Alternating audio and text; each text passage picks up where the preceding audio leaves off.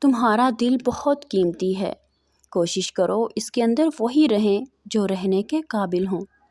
جو انسان کسی برتن میں کھا کر اس کو اچھی طرح صاف کر لے تو برتن اس کے لیے دعائے مغفرت کرتا ہے۔ کوئی انسان اپنی طاقت سے زیادہ مہمان کے لیے تکلف نہ کرے۔ تمہارے بہترین دوست ہماری صحت ہے۔ اگر ساتھ چھوڑ دے تو ہر رشتے کے لیے تم بوجھ بن جاتے ہو۔ اللہ پاک سب کو بہترین صحت عطا کرے۔ جب گھر میں رزق کی تنگی محسوس ہو تو اپنی بیٹیوں اور بہنوں کو محبت سے دعوت پر بلاؤ۔ دوسرے لوگوں کو غلط نہیں بلکہ خود کو صحیح ثابت کرو۔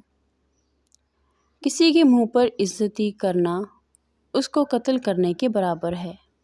وہ سوچیں جو تمہیں بے سکون کرتی ہیں، ان کو سوچنا چھوڑ دو۔ مشکل وقت کا بڑا فائدہ یہ ہوتا ہے کہ فالتو کے لوگ زندگی سے نکل جاتے ہیں۔ جتنا ہو سکے صدقہ نکالا کرو، اس سے تمہیں رزق ملے گا۔ مدد کرو فائدے کے بغیر، سب سے ملو مطلب کے بغیر۔ زندگی جینا سیکھو دکھاوے کے بغیر۔ درود شریف پڑھنے والے کو مصائب سے نجات مل جاتی ہے۔ کسی کے آنسوں کو زمین پر گرنے سے پہلے تم اپنے دامن کے اندر جذب کر لو، یہی انسانیت کی معراج ہے۔ اپنی ذات سے محبت کرنے والا انسان کبھی کسی کا مخلص نہیں ہوتا۔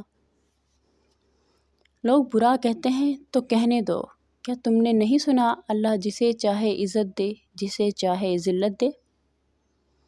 خاموشی میں ہی سکون ہوتا ہے، لفظوں کا سفر انسان کو تھکا دیتا ہے۔ اس رشتے سے لا تعلق ہی اچھا جس سے اس کے اندر احساس نہ ہو۔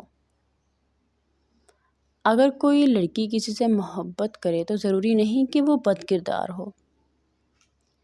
اللہ پاک کو بھول گئے لوگ رزق روزی کی فکر میں تلاش رزق کی ہے، اللہ کا خیال نہیں ہے۔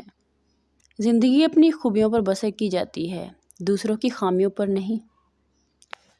بڑھاپے کے آثار آنے لگیں تو مچھلی کھائیں، زیتون کا تیل استعمال کرو اور انار کا جوس پیو۔ اکثر زیادہ تر غلطی جو لوگ کرتے ہیں، زیادہ سنتے ہیں، تھوڑا سمجھتے ہیں اور زیادہ بتاتے ہیں۔ شوہر کا اپنی بیوی کو ہاتھ سے کھلانا غلامی نہیں بلکہ رسول صلی اللہ علیہ وسلم کی سنت ہے۔ کہاں سے لائیں اتنے کنکر، ہر طرف شیطان کھڑے ہیں۔